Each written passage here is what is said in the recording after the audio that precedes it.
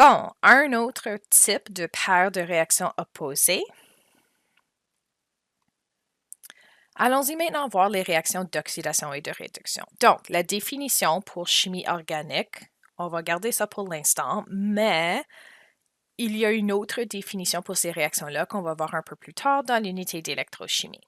Pour le moment, si on parle de réaction de molécules organiques, pour une réaction oxydation, on augmente le nombre de liaisons avec oxygène. Pour réduction, on diminue le montant de liaison avec l'oxygène. Donc, pour montrer ça,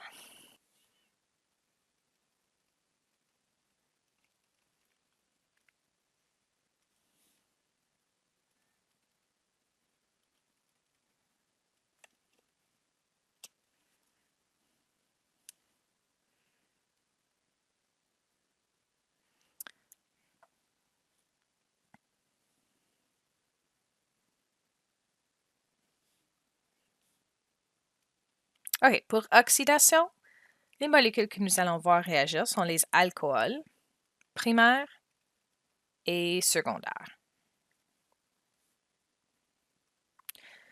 Les alcools tertiaires ne vont pas réagir.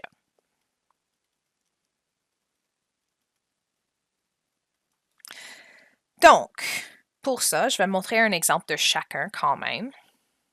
Alors, un alcool primaire, son carbone est relié à un autre carbone. N'oubliez pas, c'était pas le OH lui-même, mais son carbone qui définit ça. Alors, par exemple, si je vous donne du propanol, ça, c'est un alcool primaire. Celui-ci, dans cette réaction, vous allez souvent voir ce symbole ici.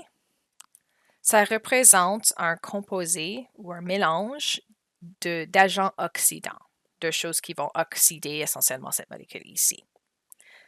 Donc, ce que vous allez obtenir avec ce type-là, vous allez premièrement, en fait, il y a deux produits, créer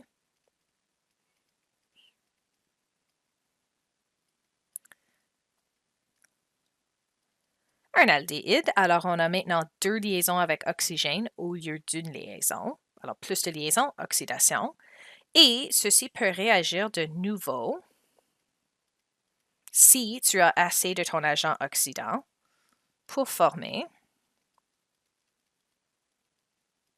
Pardon, il va me manquer juste un peu d'espace. Oh, presque. Voilà. Un acide carboxylique. Alors, j'ai maintenant rajouté un autre oxygène, plus de liaison oxygène, 1, 2, 3 maintenant.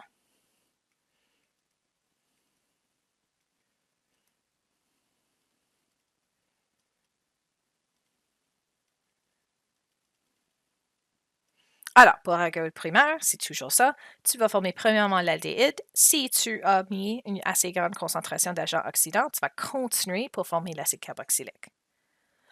Pour un alcool secondaire, tiens, on va donner un exemple de quelque chose cyclique. Alors, les alcools cycliques et en chaîne vont réagir de manière semblable. Tiens, je vais juste montrer ça. Alors, pour celui-ci, tu peux aussi l'oxyder. Et on va commencer la même étape avec une double liaison avec oxygène, comme on avait fait avec l'alcool primaire.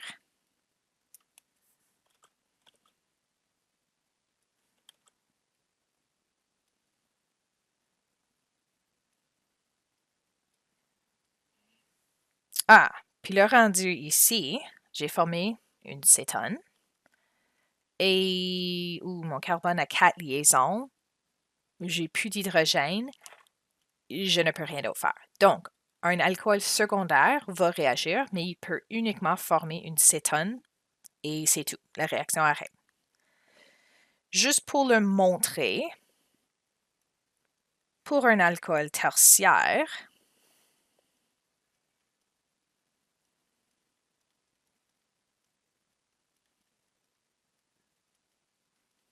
si je voulais tenter d'oxyder ça,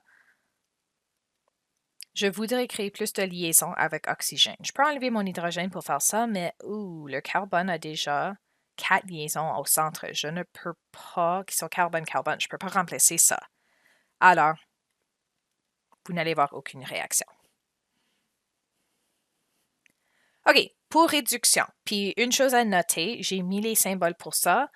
Je ne vais pas nécessairement inclure ça pour le test. Alors, vous deviez quand même être capable de reconnaître la différence entre les réactifs et les produits. Si je vous donne uniquement les réactifs, oui, je vais montrer ça.